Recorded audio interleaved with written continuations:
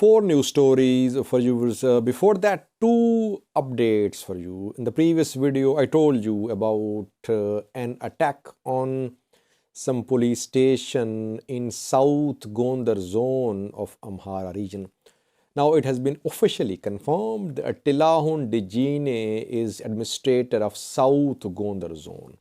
He has officially confirmed the attack on 3 police stations in Nifas Micha. He says 16 armed attackers carried out this attack and they were riding 3 vehicles. And during their attack, they forcibly released 65 prisoners.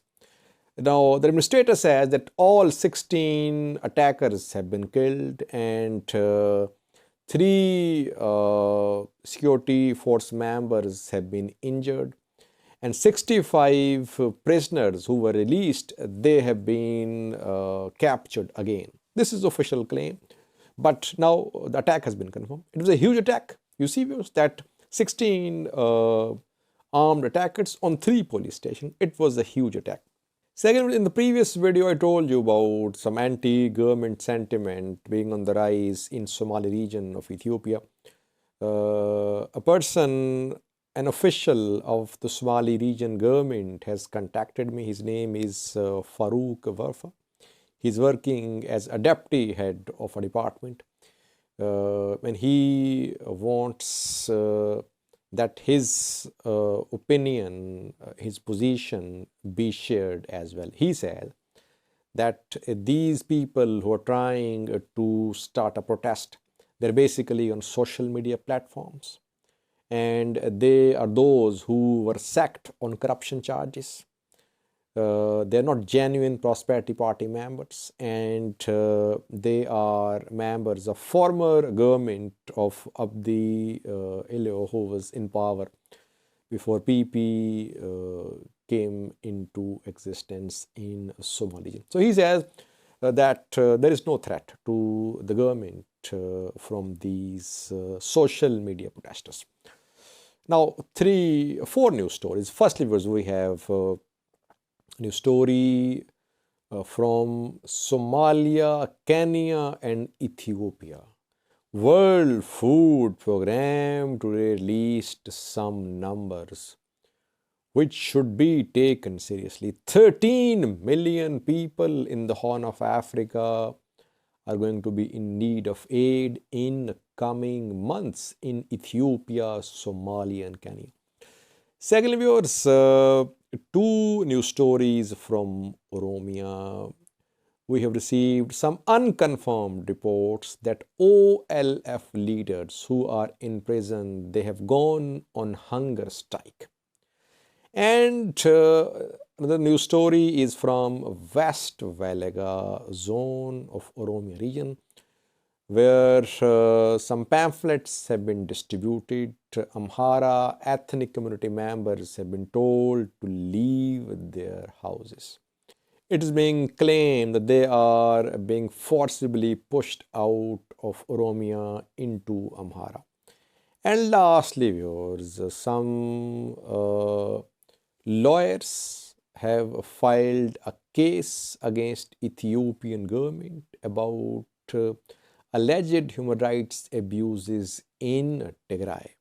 On behalf of the people of Tigray, the victims of Tigray, this non-profit organization has filed a case at African Union's human rights body.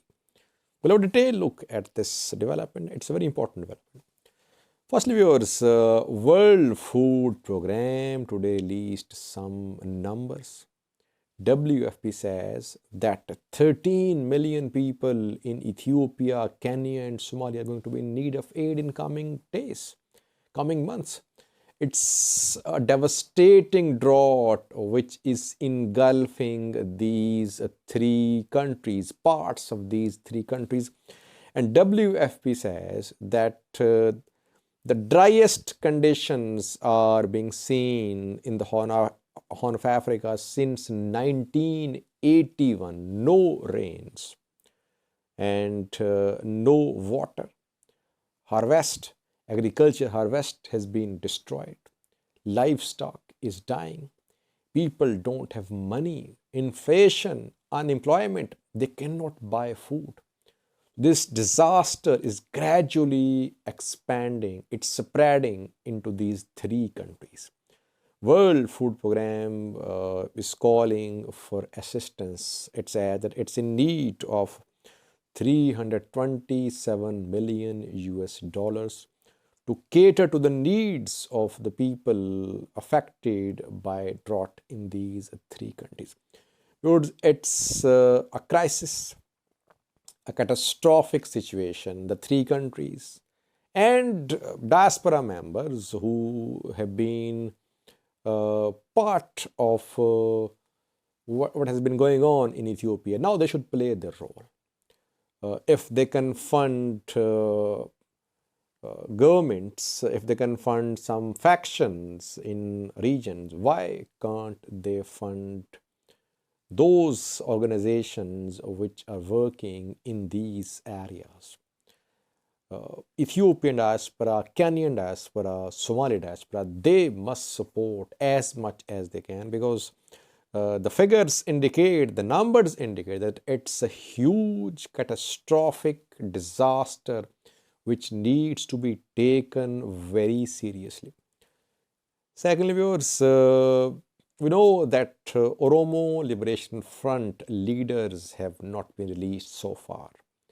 Kamachoyana, Jalabdi Ragasa, and several other top leaders are in prison. Dawood Ibsa is under house arrest. Now, some unconfirmed reports are being shared that the OLF leaders who are in prison, they have gone on hunger strike. We saw Jawar, Bakle Garba, other OFC leaders go on hunger strike last year. They were in Kaliti prison and they went on hunger strike. The hunger strike went on for several days. Now, OLF leaders have gone on hunger strike. Ethiopian government is releasing other prisoners. It's not releasing OLF leaders. Why? Because Ethiopian government is of this opinion that OLF and OLA are they have an alliance. OLF is political wing, OLA is military wing. And there is pressure upon Ethiopian government from Amhara regional government as well. That is why OLF leaders are not being released.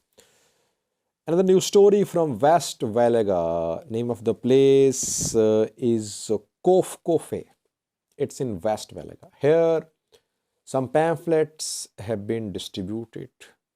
Amhara community members are being told to leave their houses.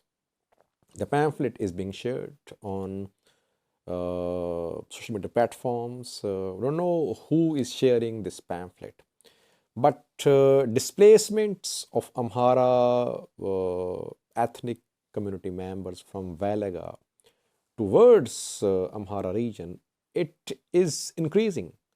No doubt about that. Several independent news sources are also confirming that Amharas are being pushed out of Oromia towards Amhara region. That is why we're seeing growing and intensifying call for action against Oromo Liberation Army in Wellega. Lastly, viewers, a lawyer's body has filed a case on behalf of Tigrayans. The case has been filed at a human rights body. African unions, not African unions, it is an African Commission for Human and People's Rights. It's based in Gambia. It's not part of African Union, but it reports to African Union. Now, a lawyer's body, which its name is Legal Action Worldwide. Legal Action Worldwide, LAW, has filed the case against Ethiopian government. The case has been filed on behalf of the people of Tigray. And The applicants are claiming that Ethiopian government committed atrocities against civilians in Tigray. It destroyed infrastructure, civilian infrastructure. It is involved in extrajudicial killings. It is involved in ethnic cleansing and arbitrary arrests of Tigrayans. The applicants are making three demands. Firstly, the applicants want the commission to direct Ethiopian government to stop its human rights abuses, firstly. Secondly, to ensure delivery of aid to Tigray. And thirdly, to ensure protection of civilians. Let's see, will this African human rights body hear this case or not? Will it form a commission of inquiry or not? If this African human rights body forms an inquiry commission, will Ethiopian government give access to this commission to come to Tigray, to come to Ethiopia to investigate? That remains to be seen. The same ACHPR, African Commission for Human and People's Rights, formed an inquiry commission last year, in May last year, to investigate human rights abuses in Tigray. The report of that inquiry commission has not been released so far. Let's see what happens. National media is sharing it as breaking news, though I don't see Ethiopian government giving access to this commission to come to Ethiopia. And secondly, we could see similar petitions against Tigray as well. We could see petitions from Afar-backed lawyers' bodies, from Amhara region-backed lawyers' bodies, some Ethiopian government-backed lawyers' bodies at the same commission against Tigray forces too. Let's see what happens. We'll keep you updated. Thank you for watching.